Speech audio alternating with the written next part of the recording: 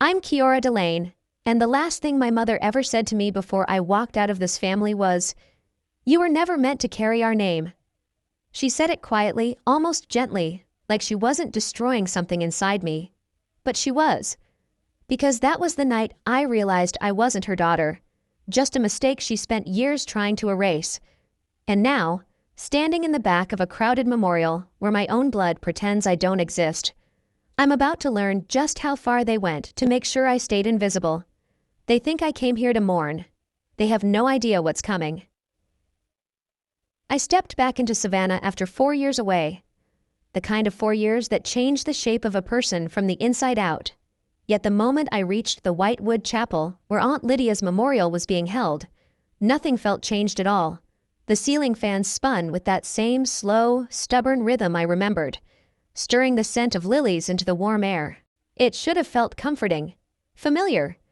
Instead, it pressed against me like a reminder of everything I once tried to outgrow. The pews up front were already packed, bodies leaning together in hushed conversations that stopped the second I walked in. Lily turned just long enough to glance over her shoulder, then flicked her hand toward the back rows without bothering to make room. I nodded, because that was easier than asking for a place that clearly wasn't meant for me. I moved down the aisle, the polished floor reflecting my steps like I didn't quite belong to the space I was walking through. No one reached for me. No one pulled me in or whispered they were glad I came. A few cousins stared like they were still trying to decide whether I'd shown up out of obligation or guilt.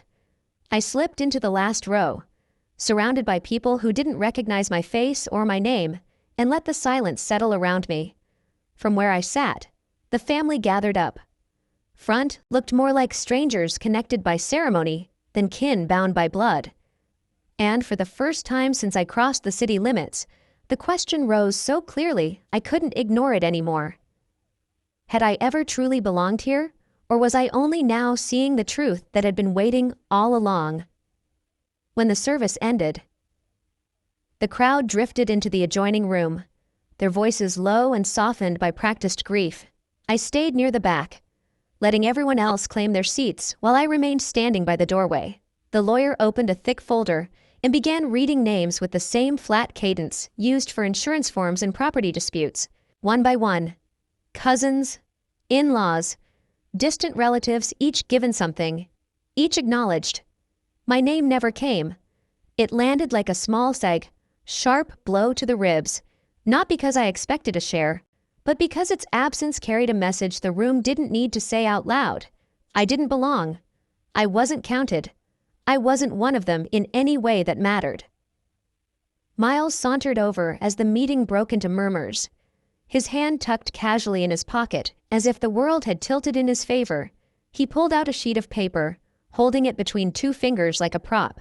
He claimed I'd signed away my portion, that I must have forgotten. I took the page, and the moment my eyes caught the signature, my stomach tightened. It looked like mine until it didn't. The loop I always added in my last name was missing, a tiny flaw, but enough to burn through the numbness settling in my chest. Someone had forged my name. I handed the paper back and stepped away before the disappointment in my face could turn into anything louder. Later, when the sky dimmed and people cleared out, I sat alone on the chapel's front steps. The wood was cool beneath me, grounding in a way the day had not been. A man approached, his walk slow and deliberate. I recognized him from old photos, one of Aunt Lydia's lifelong friends from the Coast Guard. He sat beside me without asking, his breath steady, eyes kind. He told me Lydia always said I was the brightest in the family, that she feared the others would edge me out if anything ever happened to her. Hearing it hurt more than it helped. It meant she had seen this coming long before I ever returned. It wasn't an accident. It wasn't oversight. It was intention. And for the first time since stepping foot in Savannah, I understood the door. The next morning, I returned to the chapel to retrieve the jacket I'd left behind. The hall was quiet, still carrying the faint scent of wilted flowers and yesterday's sorrow. As I stepped toward the front, I saw movement near the podium. Miles, hunched over a floral arrangement like a mechanic fixing a loose engine part. A tiny green light blinked from inside the lilies. I froze. slipping behind a wooden column just as he adjusted the angle of a small device nestled among the pedals. A camera. Small enough to miss if you weren't looking. Obvious enough once you knew where to focus. My pulse thrummed, but I stayed silent, watching the precision in his hands. Then I heard her, my mother's voice cutting through the hush. She stood partly concealed behind the organ, speaking in a low, controlled tone. If I acted out, if I raised my voice or questioned anything, she wanted proof. Evidence to paint me as unstable in front of extended family. Evidence to strip me from the next reading of the will.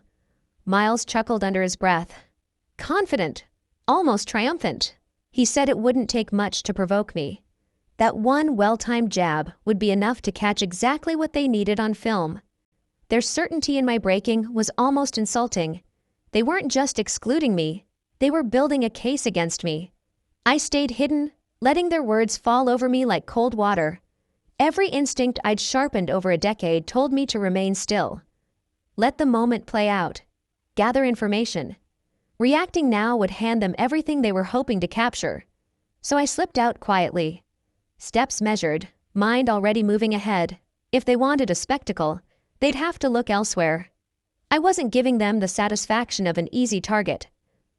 And as the doors shut behind me, the plan I needed began to take shape, not fueled by anger, but by clarity. If they wanted to use my silence against me, they would soon learn silence could cut sharper than any outburst they tried to provoke.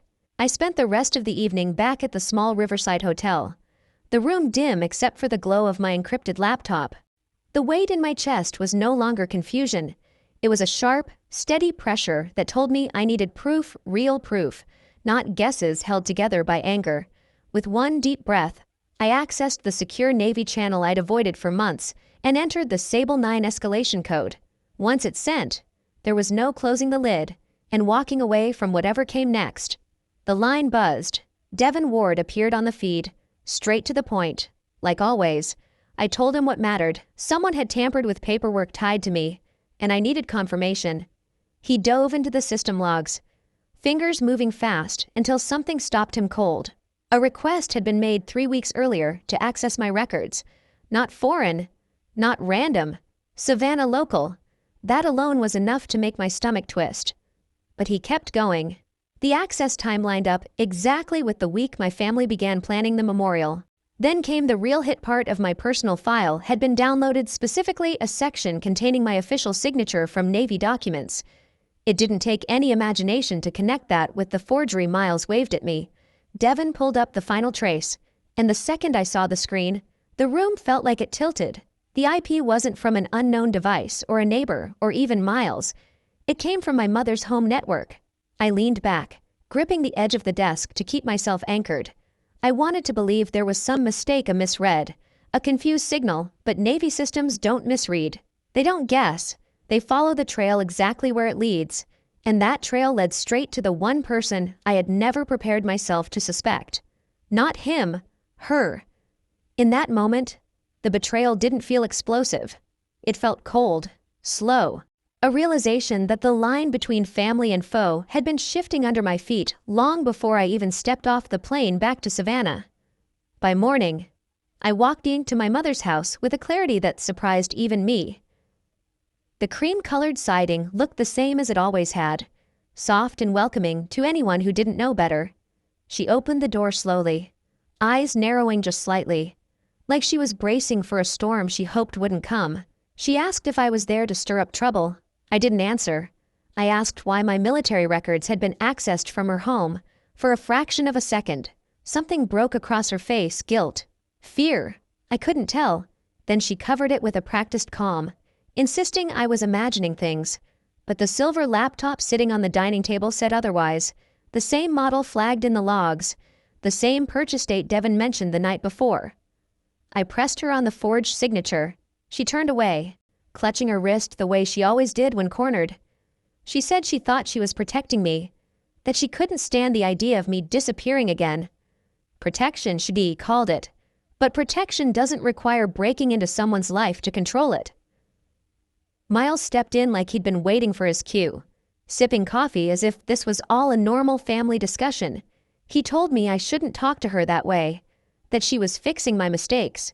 His arrogance cracked something inside him, and he slipped, saying all they needed tonight was one wrong move from me, one moment they could record, one burst of emotion they could twist. He froze the second the words left his mouth. Too late. Everything, my erased inheritance, the forged paperwork, the sudden cameras clicked together with brutal clarity. Tonight wasn't about honoring Lydia. It was about finishing a narrative they'd already written for me. I walked out of that house quieter than I had ever been. Not defeated, sharpened.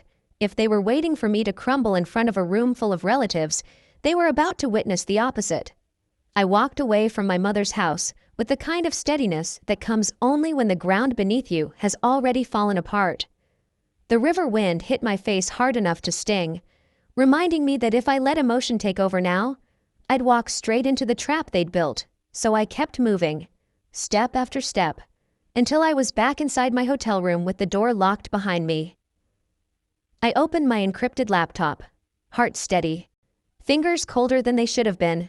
I executed the Sable 9 escalation, the highest level verification I had access to, one that forced Navy systems to pull complete access logs, identify device fingerprints, and launch a formal review. Once sent, it couldn't be undone. Devin called within minutes. His voice carried none of the disbelief I'd expected, just focus. He dove into the records, the screen reflected in his glasses, as he tracked down the breach I already felt in my bones. Then came the first hit. Not one device had accessed my file, but 3, all through my family's Wi-Fi network. The second shock landed harder. One device belonged to Miles. Devin traced it further. Miles had downloaded the digital sample of my Navy signature, and the keystroke ID matched perfectly. The forgery I saw yesterday wasn't sloppy or improvised. It was built from a stolen fragment of my identity. Then Devin pulled up a full timeline. 2 weeks ago. My mother downloaded my personal file. 1 week ago. Miles edited my signature with military-grade software. 5 days ago. The forged document appeared in their internal system, SOLS, and yesterday, the hidden cameras were activated, ready to catch whatever reaction they needed from me. It was a sequence, precise and intentional, not panic, not confusion, a plan. When Devin spoke again, his voice dropped lower. If the forged document had circulated outside family hands, it could have flagged me for abandoning duty, a charge that could destroy a service record instantly. That was when the truth settled in fully. They weren't simply cutting me out of a will. They were trying to erase the part of my life they never controlled. Then the twist arrived. Sable 9 had been approved. 2 Navy liaison officers were already heading into Savannah. They would find me at the memorial. The truth was coming, and my family had no idea what the Cade set in motion. Riverfront Hall glowed with warm light, but beneath it ran a current of tension sharp enough to taste. The moment I stepped inside, conversations paused, eyes trailing after me with thinly veiled suspicion. Miles approached with that polished sympathy he wore like cologne, advising me to behave. I let his words pass without landing anywhere inside me. I'd already spotted the cameras, one hidden in the lilies, another beneath the candles, a third tucked into a lamp fixture, each angled to capture my every breath. Miles kept glancing toward them, waiting for me to slip.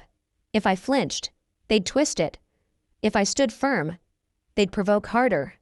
Then Aunt Sharon moved close, whispering that my mother had said I was struggling emotionally. There it was, the narrative they'd been nurturing, the rumor they needed to justify whatever they planned to do next. If I reacted even slightly, they'd claim proof. My phone buzzed. Devin. The officers are in Savannah, heading your way. No one else in that room knew what was coming. Across the hall, my mother leaned into Miles, whispering sharply, "Osasai." Her eyes flicked toward me with an urgency she couldn't mask. They wanted me to speak, to break, to give their cameras a headline. Miles climbed onto the stage for his speech, draping himself in sadness he didn't feel, but halfway through, he pivoted. He hinted about family members lacking stability, about those who didn't show up when it mattered. The room turned toward me like it had been rehearsed. I folded my hands, letting silence steady me. I didn't blink. Miles faltered. He needed a reaction and had nothing. And then the doors opened. Two Navy liaison officers strode inside, their uniforms cutting the air like a blade. The room snapped into stillness. One officer lifted a folder and spoke with command that reverberated across the hall. "Senior Chief Delane Mariner Echo. We're reporting as ordered." Miles dropped the microphone. My mother's face drained of color. Every whisper died. And for the first time, the entire Delane family saw me without the story they'd invented, saw me as the woman they could no longer erase. The moment the two Navy officers stepped into the hall, the air collapsed into a heavy, breathless silence. Their footsteps struck the wooden floor in sharp, disciplined rhythm, slicing straight through the staged grief and whispered judgment. I hadn't even risen from my seat when the senior officer lifted his voice steady, unmistakable, carrying the weight of authority no one in that room could outrun. "Senior Chief Kiora Delane, callsign Mariner Echo, Navy Cyber Warfare Division. We are here in response to Sable 9. You could almost feel the collective heartbeat pause. My mother lurched to her feet, color draining from her face, but her attempt to object died instantly when the officer told her she had no standing in a federal verification. Miles staggered back, eyes darting to the hidden cameras that now meant nothing. The officer broke the seal on the folder and read aloud the evidence: unauthorized access logs, device locations, digital signature manipulation, timestamps lining up with precision. Each fact landed with the clean finality of a gavel strike. My mother gripped the back of a chair. Miles looked ready to fold into the floor, when the officer turned to me and asked if I wished to confirm. I simply rose and placed my classified ID on the long wooden table. Light caught the edge of it, casting a sharp reflection across the room. No shouting, no vindication, just truth. Standing upright, and for the first time in their lives, they saw me not as the outsider they tried to bury, but as exactly who I had become. When the Navy officer stepped back, the attorney reached for the stack of documents they left behind. The room seemed to lean toward him as he opened it, page by page, reading each line with a firmness that cut through every last defense my family had tried to build. He recited the original signature tied to my file, the forged one created from stolen military records, the access logs pointing directly to the devices registered to my mother and to Miles. Every detail landed with a heavy finality. A stunned murmur swept through the hall. My mother shifted from outrage to trembling remorse in an instant, claiming she acted out of fear that I would never return. Her voice shook, but it didn't soften anything inside me. Fear doesn't excuse sabotage. Miles panicked next, tossing blame in every direction but his own, insisting he was only following orders. They turned on each other so quickly, the whole spectacle felt almost surreal. I didn't say a word. The truth was speaking loudly enough. Then the attorney lifted a small cream-colored envelope sealed with Lydia's wax. He placed it before me with a gentleness no one else in that room had shown. Her handwriting wavered, but her message didn't. She saw me, believed in me, and knew the family would try to eclipse what I had become. She told me to stand anyway. I folded the letter, holding its warmth close. I didn't need revenge. I had the truth and her. After the hall emptied into restless whispers, I stepped outside and let the night wind wash over me. The Savannah River moved in its slow, heavy rhythm, carrying the scent of salt and damp earth, familiar, but no longer comforting.